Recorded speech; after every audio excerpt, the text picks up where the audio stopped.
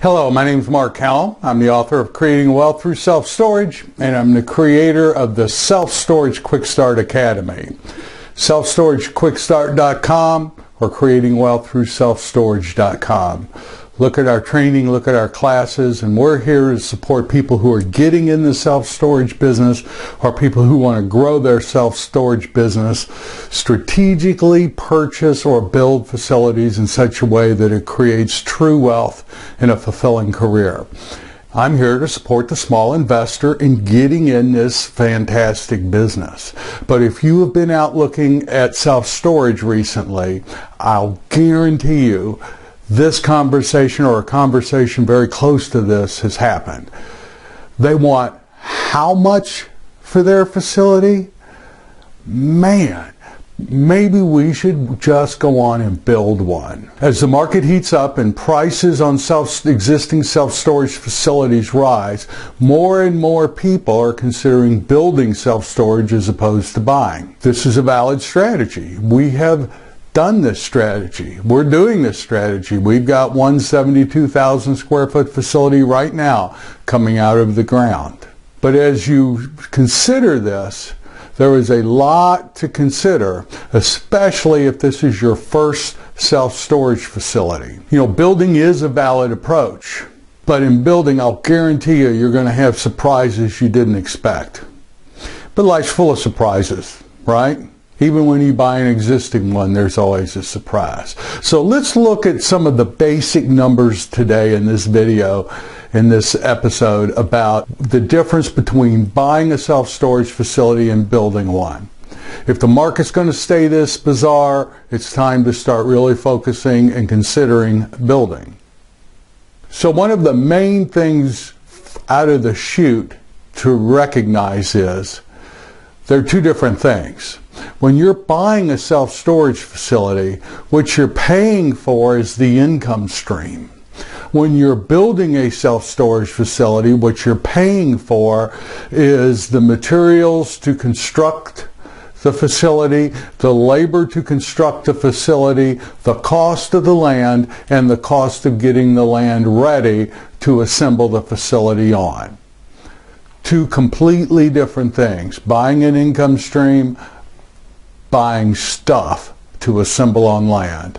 Two very different things. So, why are we considering this today? Well, if you look at what the large players have done to the market, and by large players I'm primarily talking about REITs, publicly traded companies that focus on a particular type of real estate, and the self-storage REITs are really willing to pay for that income stream a price high enough that would generate between a 5 and a 6% return on an all-cash offer. In other words, they're willing to pay a 5 to 6 capitalization rate, cap rate, for the income stream of the facilities that they're looking at today. I don't know about you, don't want to buy an income stream in this business that's only going to generate a 5 or 6% return. I could put money in a mutual fund and most likely get that. Most of us are going to want, if we're smaller investors, are going to want higher returns. Shameless plug here, if you go to the course, How to Buy Your First Self-Storage Facility at the Self-Storage Quick Start Academy, we explain how very often you're able to buy and pay a high price for the seller's income stream because that's not going to be your income stream. You'll be able to add additional income. So in other words, you can give the seller a high return on his income, but that's not your return. Your return is going to be higher because you've added more income streams and you've reduced expenses and you've thrown in some very good management techniques. We go over that in that course. But that doesn't always close the gap. So there comes a time, if you're serious about this business, where you're going to seriously consider building. So let's look at that today. Here's a fictitious situation. A real estate agent meets up with a seller and says to the seller, asks the real estate agent, I hear prices are high, maybe I should sell mine. The real estate agent says, yes, I can probably get you between a 5 and a 6 cap on your facility. And then the seller will look at the agent and he'll say, well, how much is that? And so the real estate agent, now remember, this is a commercial real estate agent. They use HP calculators. They'll pull their trusty calculator out. They'll look on the table and either look at a unit mix page or they'll look at a P&L and they'll start plugging numbers in. So let's say this guy owns a 75,000 square foot facility, and it's 30% climate control, and it's in a large market, and it's a really nice facility. He's the blended rate between the climate control and the non-climate control puts the gross potential income of this facility at $12.50 a square foot. The real estate agent will be able to get that information in about 5 seconds looking at a unit mix page. So the agent plugs in his calculator, he'll basically, he'll say, I can get you, and what he's doing is, here's the entry, 75,000 times 12.5% times either 0.85 or 0.90, and then he'll look at the operating expenses. If he doesn't see them, he'll guess, and he'll probably estimate 43%, so he takes that number times 0.57, 1 minus 0.43 equals 0.57, and he'll come up with a number. So using those numbers, he will come up with 75,000 times 12.5. He'll come up with a number of $937,500. Then he will take away the operating expenses, or he'll multiply that times 5.7 or 0.57. And when he does that, he's going to come up with a number, $534,375. Don't check me on my math, just take my word for it. If it's not exact, it's close. Then he'll take that number and he'll divide it by 0.06, 6% cap rate, and he'll come up with a number like $8,906,205. And he'll say that to the seller, and the seller will go, wow, my facility's worth $9 million. Sellers always round up. Okay, let's sell it. Puts that on the market for $9 million, and then people like you and me have to slog through all the negotiations to try to get that seller to a realistic number. It's not worth $9 million. Eventually, after the 10th facility, you're going to get tired of that. And if you're working with a real estate agent, let's say it's this same agent's working with you as a buyer, you would look at the real estate agent and say, okay, I don't want to buy this. I want to build it. I want to build a 75,000 square foot facility. How much will that cost me? That same agent would whip out that HP calculator.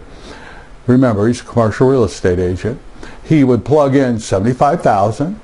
He would multiply that times, he'd probably pick a number like $37 a square foot to build, and he would come up with a number like $2,775,000. He would say it would cost you $2,775,000 to build a 75,000 square foot facility. And you would say, wow, that sounds a lot less than $9 million. Let's do it. If he's a good real estate agent, he would say it's going to cost you $2,775,000 plus the land, plus the carrying cost. That still sounds better than $9 million, doesn't it? Well, let's take a look. Now, $37 a square foot for construction might be high. If you're a contractor, you may look at this video and say, well, I can build that for $25 a square foot or $20 a square foot. Well, you can. But most of us who are not contractors are going to work with a fabricator. We're going to work with an erector. We're probably going to work with a general contractor or a construction manager. And unless you are in the construction business or have been around building these things, for your first few I'd recommend getting them. But 37 is a real number, and that builds a nice institutional grade self-storage facility. Can you do it for less? Yes. But for this episode, let's use the $37 a square foot. What that covers is the material, the cost of putting the storage system up. It covers usually all the electrical, the plumbing, the HVAC, the lighting. It covers everything but the land cost and the site improvement cost. Well, how much does the land cost? Depends on where you're at. Remember, this is a retail business, and this 75,000 square foot facility, most likely you want it to be looking like a retail-oriented type product. So you very well could pay $200,000 to $250,000 an acre for the land. How much land? Well, you typically get a 33% efficiency on an acre of land. In other words, you're going to get between 15,000 and 17,000 square feet of income-producing self-storage on an acre of land. So for 75,000 square feet, you're probably going to be looking at a 5.5 acre site. 5.5 acres times $250,000 an acre is $1,375,000. But wait, you also have the site work or the site improvement cost. I have found in the construction business, this is where I've run into the most issues in my construction life, not knowing all the costs that are behind the site work. But you very well could spend $50,000 to $100,000 per acre on the site work. But let's assume the site's really in good shape and there's very little cost to it. You're already now at $4,150,000 before you get to the site work improvement cost. Now don't forget the carry. What is the carry? Well, most likely you've gone to a bank, and since this is new construction, let's say it takes you 9 months to build it after you buy the land, then your feasibility report, you got a feasibility report, right? In the course, how to build your first self-storage facility or how to buy your first self-storage facility, both of them at the Self-Storage Quick Start Academy, you will know, because you've taken those courses, you do not build a doghouse without getting a feasibility report. The feasibility report says that you're going to lease up at 1,200 square feet a month. In other words, a net 1,200 new square feet are going to come online each month that are generating income. So you plug all this in the Storage World Analyzer, and you see that it is going to be year 4 before you break even. What is break even? Break even is where the income off the self-storage pays for the operating expenses and the debt service. So between month 0 and year 4, month 3, month 6, you're going to be funding all or part of the difference between what you're getting in income and the operating expenses and the debt service. Most people borrow that, or a portion of that money. So very quickly you can see that a $2.7 million facility is going to be well over $5 to $6 million to build. Still less than the $9 million, correct? Yes, still less than $9 million. The cost of the materials and the cost of the land and the cost of the improvement is a lot less than paying for an income stream, but there's a lot more risk. Now, when you get this facility up to 85 to 90%, your return on your cost is going to be much higher than it would be had you paid for the income stream. As well it should be, because you've taken the risk of funding the shortfall. Is this a valid approach? You bet your tail it's a valid approach, but you better know what you're doing, and you better study it very hard, or you better work with somebody who knows what they're doing. And you better have a little bit of courage to hang in there. Here's the thing, you just never know when you build, but you never know when you buy either.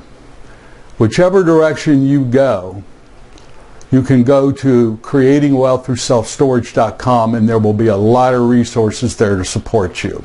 If you really want an in-depth way to study this, there are courses for sale at the quickstartacademy.com or the selfstoragequickstartacademy.com. Study it. There's books out there. There's resources out there. But I highly, highly recommend getting in this business.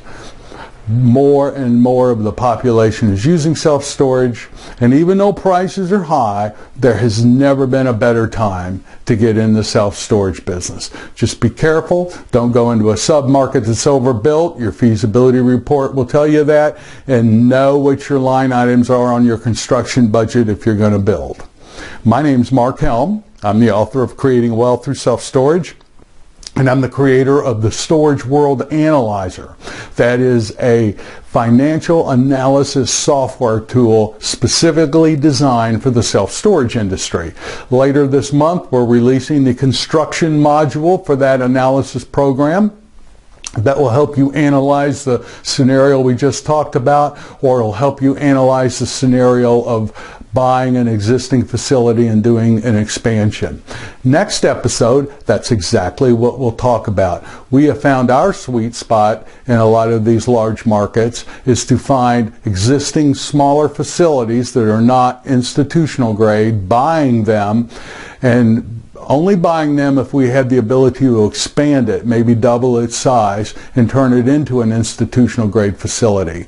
We've had good success with that. I'll share with you a model for how that could work for you. We'll do that in the next episode. My name's Mark Helm. Thank you very much.